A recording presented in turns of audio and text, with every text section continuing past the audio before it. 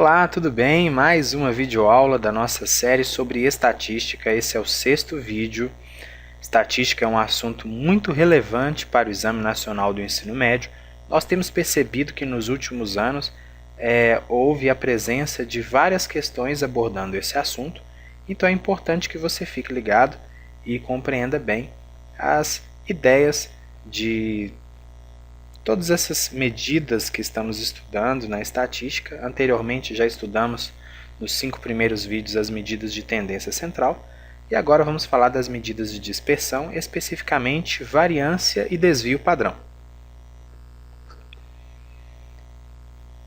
No primeiro vídeo dessa série eu apresentei para que servem as medidas de tendência central. Aqui nós vamos entender para que servem as medidas de dispersão. Elas servem para avaliar o quanto os dados, um conjunto de dados, são semelhantes. Descreve então quanto os dados distam do valor central. Especificamente, falando da variância do desvio padrão, essas medidas de dispersão elas vão avaliar o quanto que os dados estão distantes da média. Ok? Bom, você pode se perguntar, como assim o quanto que os dados estão distantes, o quanto que os dados são semelhantes? A gente pode imaginar essa seguinte situação aqui, olha só. Eu tenho aqui as notas de provas de 2 alunos, aluno A, aluno B. Se eu calcular a média das notas do aluno A, eu vou obter média 6. E se calcular também a média das notas do aluno B, eu também obtenho 6. Então, a nota média dele é a nota 6. E do A também. Mas repare o seguinte.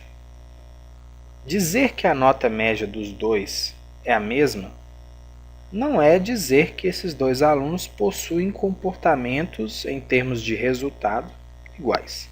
Se você observar as notas, o comportamento dos resultados obtidos pelo aluno A são bem diferentes dos resultados obtidos pelo aluno B. Obviamente, analisando essa tabela, você já consegue me dizer que o aluno B possui um comportamento mais regular, ou seja, a gente consegue dizer que ele tem resultados sempre muito parecidos ou iguais. As notas dele não oscilam muito em comparação com o aluno A, que possui resultados, vamos pensar assim, aqui na primeira prova ele tirou 10, na segunda ele tirou 2, depois na terceira 8, depois 3, depois 7. São resultados que oscilam muito em torno do valor médio. E o aluno B, o resultado dele, as notas dele oscilam nada em relação à média. Já o aluno A, como repetindo, oscilam bastante em torno do valor médio. É isso que a variância e o desvio padrão eles vão dizer para a gente. Em termos gerais, se um aluno, no caso desse exemplo, o aluno que possui a maior variância ou o maior desvio padrão é aquele que possui notas que oscilam mais em torno da média. Certamente o aluno A vai obter um valor de desvio padrão e de variância bem maiores. Por quê? Porque o aluno B, as notas dele não estão oscilando em relação à média. Em linhas gerais, o que o desvio padrão e a variância nos apresentam para que a gente possa interpretar um resultado? Eles vão dizer sobre a regularidade de um conjunto de dados. Se são dados que oscilam muito em torno da média ou se são dados que estão ali muito próximos da média. E nós vamos pegar esse exemplo das notas desse aluno A e do aluno B para poder fazer esse cálculo e apresentar as fórmulas tanto da variância como do desvio padrão. Bom, a variância é dada da seguinte forma. Se temos um conjunto de n dados, x1 até xn, com média aritmética dada por x barra, a variância é dada por, eu tenho aqui essa letra grega, sigma ao quadrado, um somatório do quadrado da diferença de cada um dos dados em relação a diferença de cada um dos dados em relação à média aritmética, somo tudo isso e divido pela quantidade de dados desse conjunto. Então, repare que eu preciso, antes de fazer o cálculo da variância, eu preciso calcular a média aritmética. E por que esse símbolo está elevado ao quadrado? Porque aqui eu estou somando valores que estão elevados ao quadrado. Portanto, a variância é uma medida cuja unidade é uma unidade ao quadrado. Então, o valor que eu obtenho é um valor ao quadrado quando eu calculo a variância, porque eu faço uma soma de vários quadrados aqui, de vários números elevados ao quadrado. Como que a gente pode então aplicar essa ideia da variância no exemplo das notas dos nossos alunos aqui? Nós já temos que a média do aluno A é 6 e a média do aluno B também. Vamos calcular a variância então das notas do aluno A. De acordo com a fórmula, o que eu tenho que fazer? Eu vou pegar a primeira nota, que aqui está representada por x1. A primeira nota é 10. Pego a segunda nota, que é 2. A terceira nota, que é 8.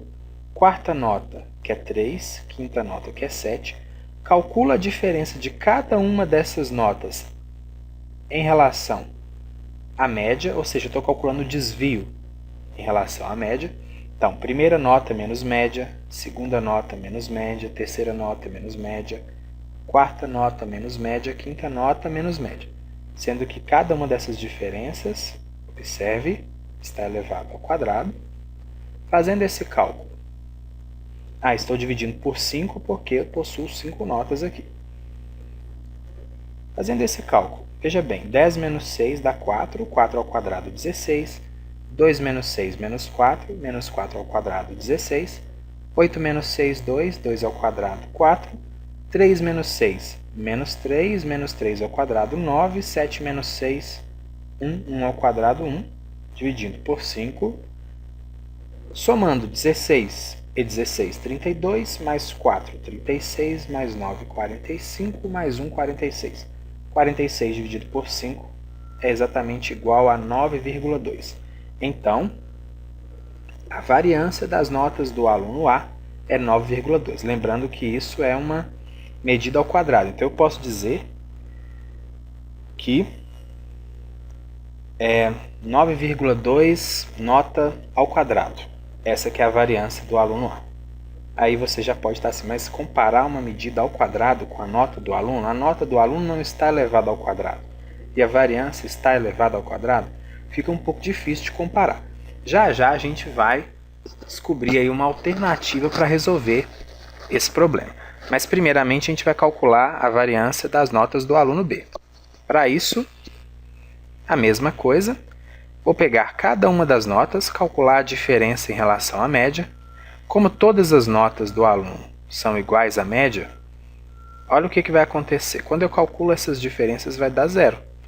E 0 ao quadrado, 0. Então, eu tenho uma soma de 5 zeros dividido por 5 e 0 dividido por 5 dá 0.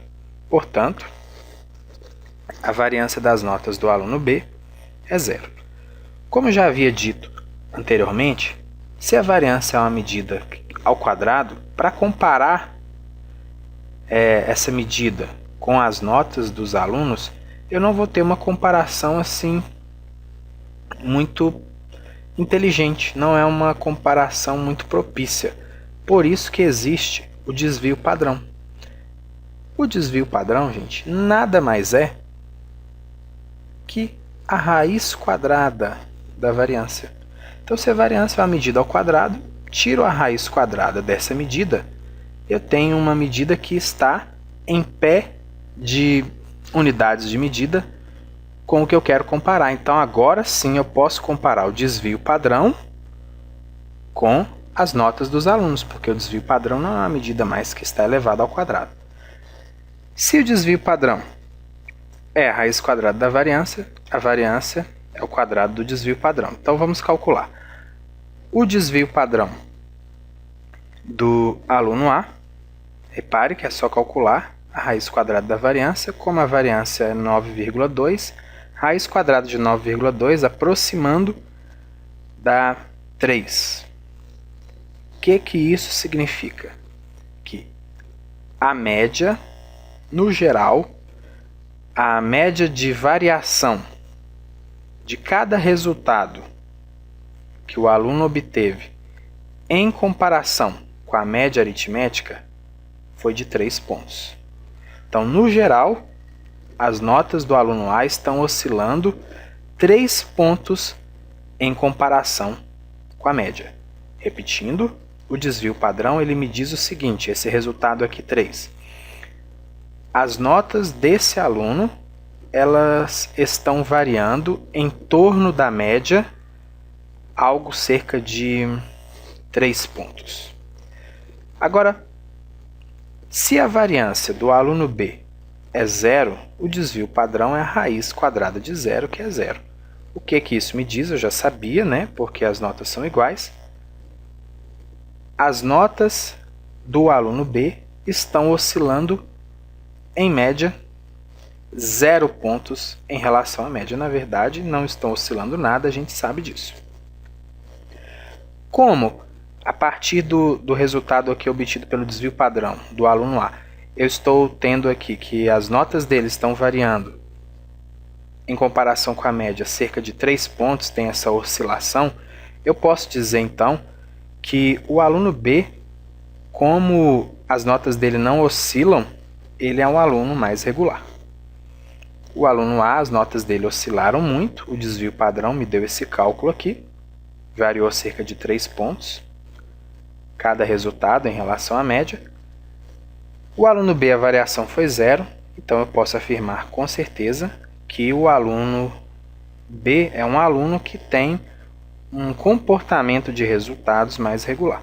Você pode então me dizer assim, mas eu não precisava de calcular então o desvio padrão para saber isso. Bastava olhar para a tabela e eu já tinha essa percepção, que com certeza o aluno B tem notas regulares, ou seja, um comportamento muito parecido de uma prova para outra, um comportamento igual, na verdade, e o aluno A, notas muito oscilantes. Tudo bem, concordo plenamente que a gente não precisava de ter feito cálculo nenhum para chegar a essa conclusão. Mas imagine que você tem um conjunto de dados com milhares de informações. Suponha que você esteja avaliando, vou pegar um exemplo banal aqui. Suponha que você esteja calculando a média aritmética de turmas com 50 alunos. Você esteja analisando as notas de 50 alunos em cada turma. 5 turmas com 50 alunos cada uma. Concorda que você analisar uma tabela com 50 informações para cada turma não seria uma coisa assim muito simples? Para isso você precisaria calcular o desvio padrão. Obviamente que calculadoras fazem esse cálculo muito mais fácil do que à mão. E você interpretaria o resultado de que forma? A turma que obtivesse o menor desvio padrão seria aquela turma que apresenta resultados mais regulares. A turma que apresentasse o maior desvio padrão seria aquela que apresenta resultados mais discrepantes ou menos regulares. Então é isso que o desvio padrão nos diz. O desvio padrão nos fala o quanto que um conjunto de dados possui valores semelhantes, ou o quanto que um conjunto de dados possui valores discrepantes. Espero que essa videoaula tenha sido útil para os seus estudos em relação à estatística. Realmente os cálculos, a fórmula do desvio padrão e da variância não são fórmulas assim muito tranquilas, muito simples. São fórmulas que envolvem vários conjuntos de dados. Então é importante, se você não compreendeu alguma informação, que você volte e assista as partes que você não compreendeu. Essa é a vantagem de ter uma videoaula na internet. Ou você também pode deixar a sua pergunta, o seu comentário aí nesse vídeo, que a gente tenta responder na medida do possível para que a sua compreensão fique clara. Muito obrigado por assistir esse vídeo. Se você clicar em qualquer região da tela, você irá se inscrever em nosso canal de vídeos e assim receberá todas as atualizações. À direita da tela estão as redes sociais que participo, você pode me encontrar lá. E aqui embaixo o endereço do nosso site, auladoguto.com.br. No próximo vídeo, nós vamos falar um pouquinho mais sobre variância e desvio padrão com um outro exemplo, ok? Então não deixe de assistir. Até a próxima videoaula. Um grande abraço para você.